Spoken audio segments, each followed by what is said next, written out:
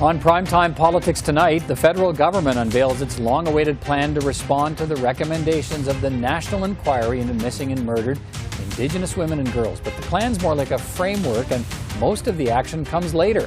I'll speak with Canada's Minister of Crown-Indigenous Relations. One of the key groups representing Native women is condemning the action plan and the process behind it and calling on the United Nations to intervene. We'll get their point of view.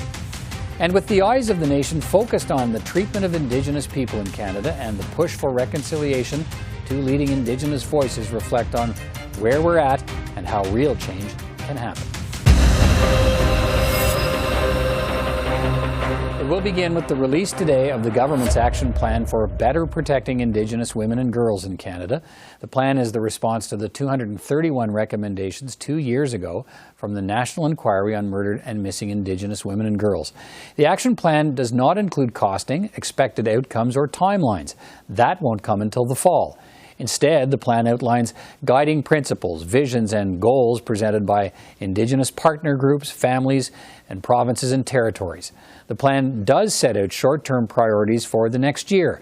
They include immediate support services for survivors and family members, continued involvement of survivors and family members in the implementation of the National Action Plan, the creation of an oversight body to represent the interests of families, survivors, and Indigenous communities, a public awareness and training campaign to challenge the normalization of violence against Indigenous women and girls, and 2, spirit, lesbian, gay, bisexual, transgender, queer, questioning, intersex, asexual, plus people.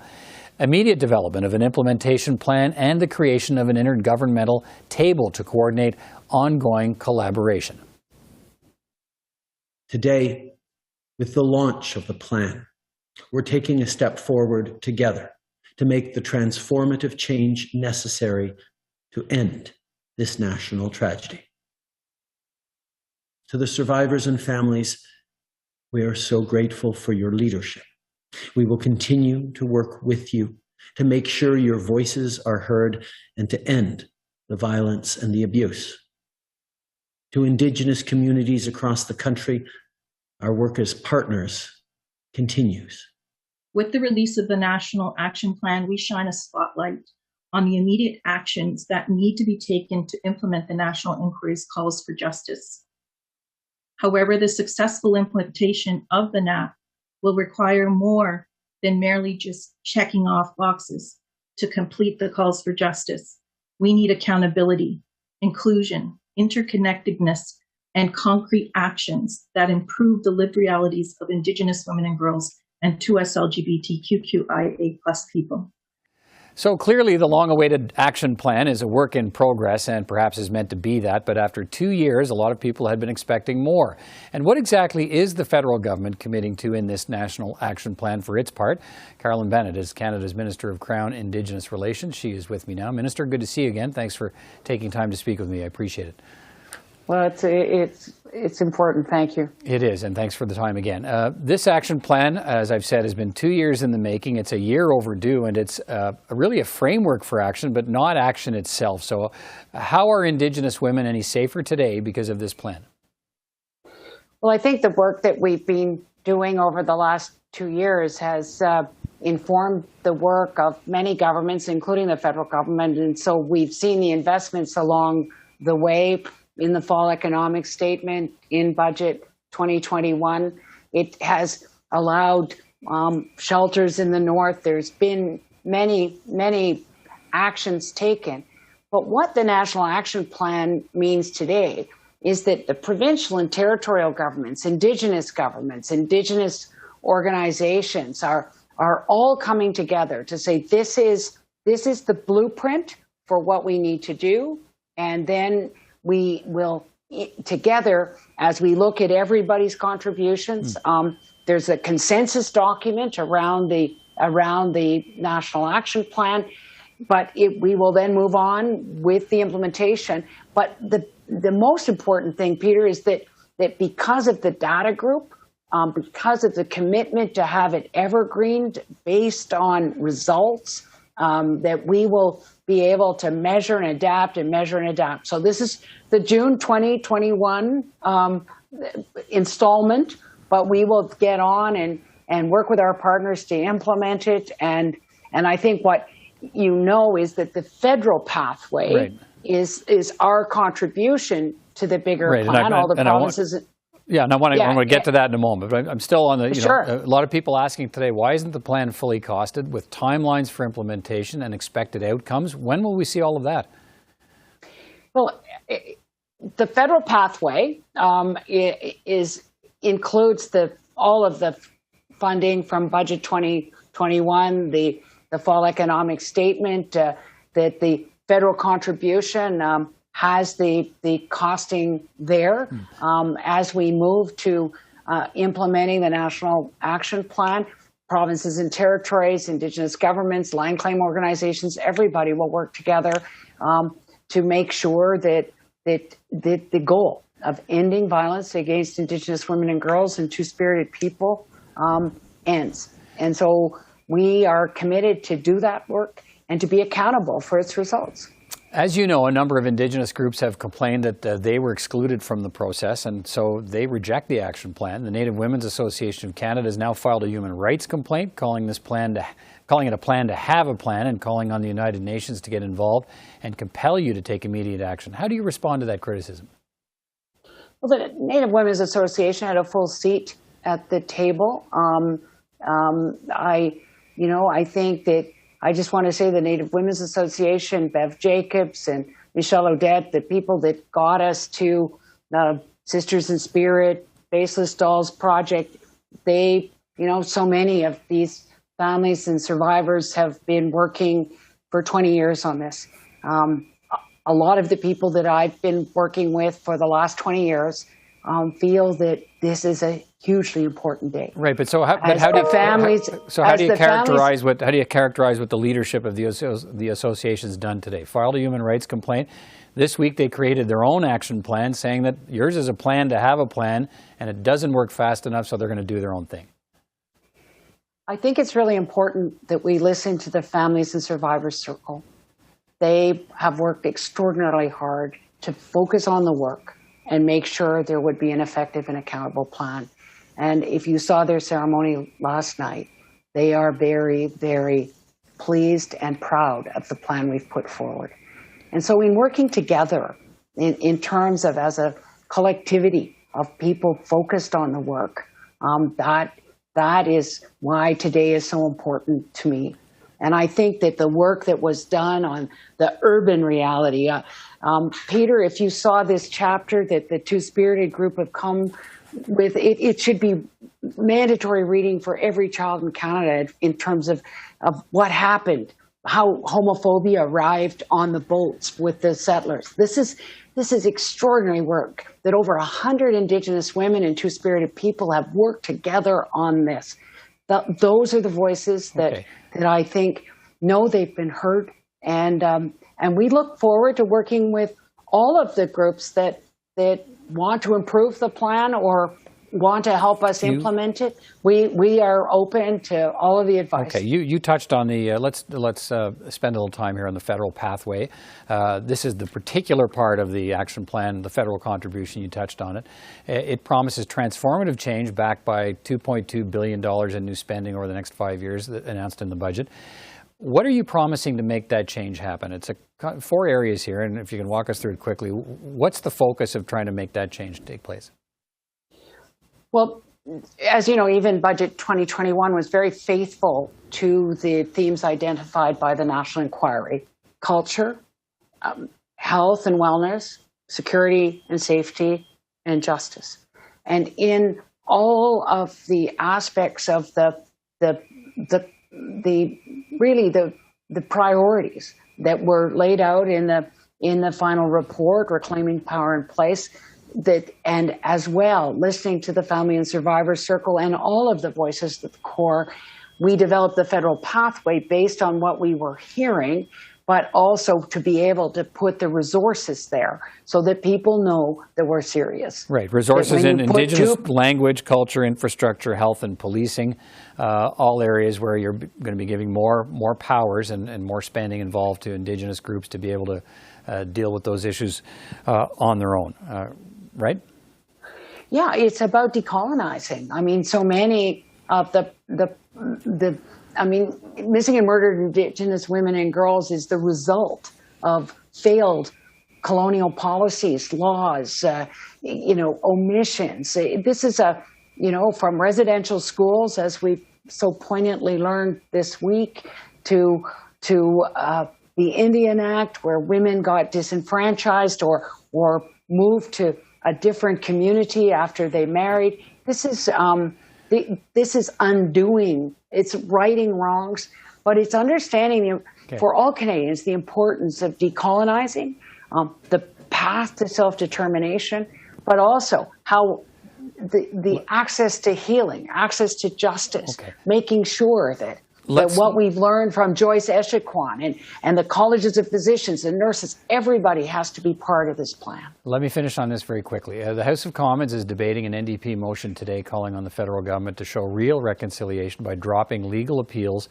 in court cases that have found in favor of First Nations. So how is reconciliation helped by fighting First Nations in court, fighting children and residential school survivors? Well, firstly, we want to get out of court in whatever way we can, and we want to get to the table to resolve these in fairness, to get compensation to those children that were taken from their homes. But the Human Rights Commission has told you what the compensation is. They've given you a dollar amount. Here's what the children deserve. What's to be negotiated? Well, I think, as you will hear from Minister Miller, that what we've heard from the families and the children is that there needs to be their voices in terms of whether somebody was in care for a week or 10 years during which they were abused many times in 14 different homes, that the compensation needs to be commensurate with the harm done. And that's the work we're doing at the table. And I think it is important that the voices of the families and the children, and now with the class actions, they are coming to the table to be able to sort that out. All right. Minister Bennett, good to talk to you tonight. Thanks for your time. We'll talk again. Thanks again.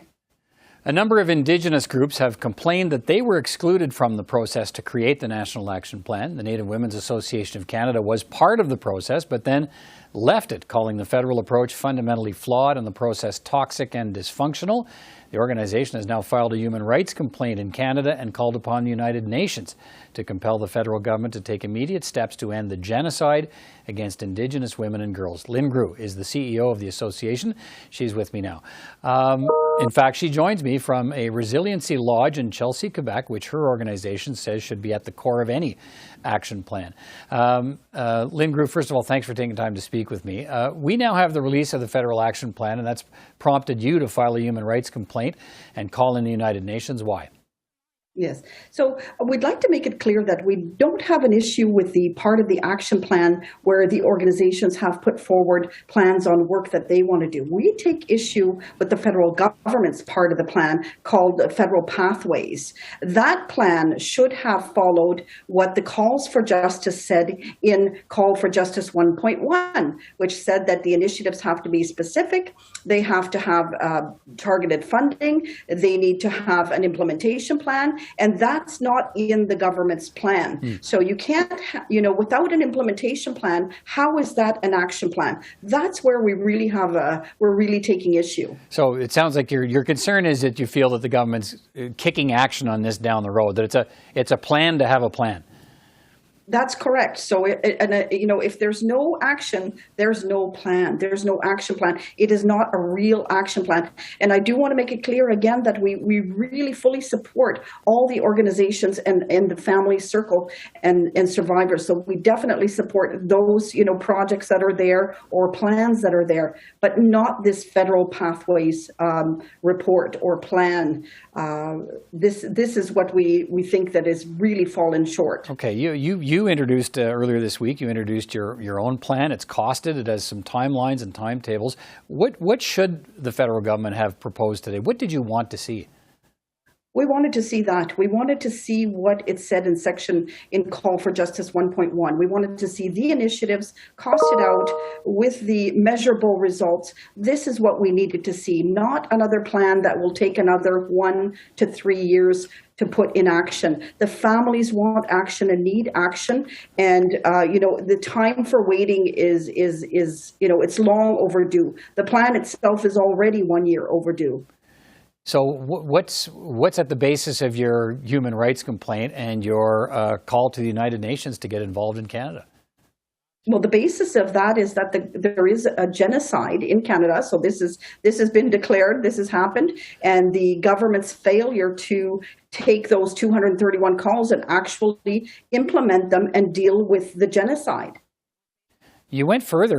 You've talked about how you support the proposals put forward. I think there's almost a couple of dozen other Indigenous groups who are involved in the process, 18, I think, the provinces, the territories. You support their proposals that were part of the action plan, but your organization also called the process to develop the action plan toxic and dysfunctional. What do you mean? Yes. Well, so our organization represents First Nation Métis Inuit for over 47 years. In order for us to participate in a meaningful way, we would have had to be on committees because the constitution of the process was all set up by committees. We would have had to have a seat on the First Nation Métis Inuit committees and 2 SLGBTQ committees, as well as the Family Survivor and Circles Committee. And we were not on any of those committees. So how could we participate in a meaningful way, bring forward, our suggestions, our ideas, which are coming from our grassroots women? We are the largest Indigenous women's organization in the country. We can't even sit on the committees. How could we have a meaningful place? And we tried. We stayed there for a while, and then we realized that, our president, who was sitting on the one committee, the one committee we were on, was sitting there when there was offensive remarks being made, insults by email, and it was repetitive. Every meeting was happening at every meeting and in between the meetings. But insults, what do you mean insults about what? Just it got personal, right? So it got personal, remarks that were offensive to some, right, and exclusionary. This type of bullying tactics, I would say. Okay, so what kind of currency then do you think that this action plan? We've talked about the groups that are part of the process, and you support the measures they've put forward. But what kind? We've heard from other groups today saying that they weren't part of the process; they were excluded. So I guess I'm wondering what kind of currency you think the action plan will have. It can't be implemented across the country unless the groups that are involved in the process think the process was the right process. So what kind of currency do you think it'll have across the country? And this is a problem that the government has. So this is why, the implementation part of their action plan or the government's pathways was so important, because how are they going to take hundreds of initiatives and all of these plans, put them all together? And we asked the minister that question specifically. How on earth are you going to actually implement all of these different plans from all of these different organizations? And what we were told was that, well, yes, they'll pick and choose some initiatives and some projects. Some will be funded and some will not. So that's not an approach that is systemic. It's not stable. It's not the paradigm shift that the inquiry report talked about. It's not the transformational change. It's more short-term Band-Aid solutions that we don't think are appropriate because we're in a situation of a genocide. Okay, Lynne Groulx, thanks for your perspective. I do appreciate you taking time to speak to me. Take care. Thank you very much. Well, the action plan to protect missing and murdered women and girls has been unveiled while the country is still coming to grips with the discovery of the remains of 215 children at the site of a former Indian residential school in Kamloops, British Columbia. It is a time of reckoning in this country, and my next two guests have some thoughts on how the reconciliation process should move forward from this moment. Mary-Ellen Turpel Lafond is the director of the Residential School History and Dialogue Centre and a law professor at the University of British Columbia. She was also the first treaty Indian to be named a judge in Saskatchewan. And Brad Regehr is the president of the Canadian Bar Association, the first Indigenous person to hold that position. He is the grandson of a residential school survivor. Thank you so much, both of you, for your time tonight. And It's a pleasure to have you on the program. And Mr. Turpel Lafond, if I can, I wanted to start by getting your early assessment of this action plan on murdered and missing Indigenous women released today. What do you think? It's a bit difficult to get a complete read on it because, of course, as we saw, the Native Women's Association of Canada walked away from the process, saying they didn't think it was adequate. It does look at making a substantial investment, but I am not sure whether or not it will respond on the ground to the very concrete issues that have been identified in terms of the safety of Indigenous women and girls. And of course, it will be important to hear the voices of those who have lost daughters and sisters, mothers and aunties, and grandmothers, to hear their views. It's a long time coming. And again, it's another step in a process that has been very slow in terms of addressing some of these fundamental human rights violations that Indigenous people have experienced. Mr. Regehr, the action plan on murdered missing women and girls is viewed as we just heard from Mary-Ellen Turpel Lafond, as another step on the path to reconciliation, but it doesn't offer any immediate change. Is it a meaningful plan in your view and what you've been able to get from it so far? Well, I haven't had a lot of opportunity to analyze the report itself. It only came out a very short time ago today. I do certainly have a concern that a major player has walked away from the plan and has problems with it. So that those issues need to be rectified. Again, it's a long time coming. It's over 2 years since the final report was tabled. Certainly, as an association, we'll be looking carefully at the recommendations, and particularly those that deal with justice issues. Mary-Ellen Turpel Lafond, the action plan today has once again put the focus on the treatment of Indigenous women and girls, and it comes as Canadians are still trying to come to terms with the discovery of the remains of those 215 children at the former residential school in Kamloops. So Canadians can't escape the raw evidence of how Indigenous people have been treated by this country. What's the significance of this moment, in your view, on the path to reconciliation?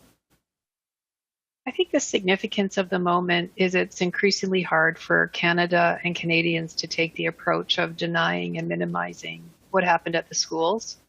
It's a time to actually recognize that what the survivors told many, many courts where they had to bring their cases and the Truth and Reconciliation Commission is evidence of a significant crime that happened in terms of the loss of the lives of children who are missing and we don't know where they are.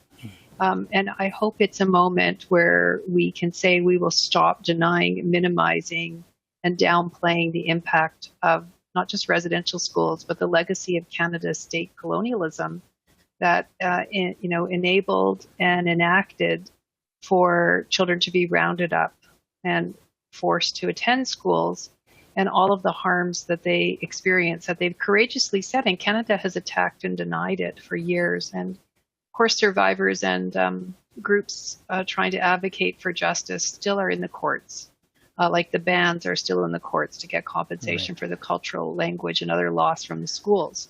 So it's been a long journey, and to have to uncover this, for to Kamloops to have to do this on their own as a project without having Canada's to be accountable at the international level for what appears very clearly and was known to be a humanitarian crime, a potential crime.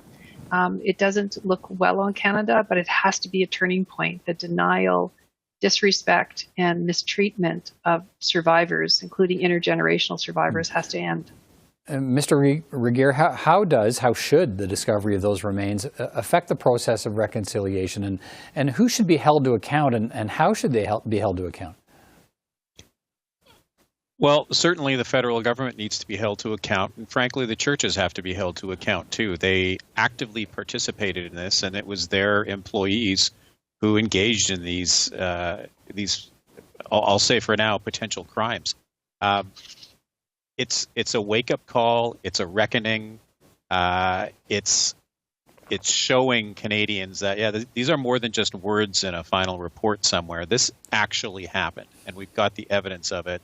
There was a request made to Canada during the TRC process to fund searching out all of these missing children, to find the missing cemeteries, and it was rejected. And I just find it astounding that it's the expectation that Indigenous peoples and First Nations and Métis groups and Inuit groups are the ones who are going to have to undertake this work and pay for it to get it done. Frankly, it's appalling to me.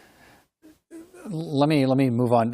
The MPs in the House of Commons, in the wake of the Kamloops discovery, Mary-Ellen, have agreed to fast-track two government bills, C8, which changes Canada's oath of citizenship to acknowledge treaty rights, and C5, to establish a National Day of Reconciliation. And you touched on it, I think. At the same time, the federal government's in court appealing legal rulings in favor of First Nations on several fronts. How does that undermine the promise of reconciliation? Well, I think it's the totality of what Canada does. And when we see different steps that parliamentarians are engaged in through these bills, and they are important, they almost always came from Indigenous members of Parliament or Indigenous concepts that came forward through the Senate, through leadership. So these bills are important, as is Bill C-15, to implement the UN Declaration on the Rights of Indigenous People. But Canada has another face that Canadians are seeing more, which is one that has a desire to hide and fight.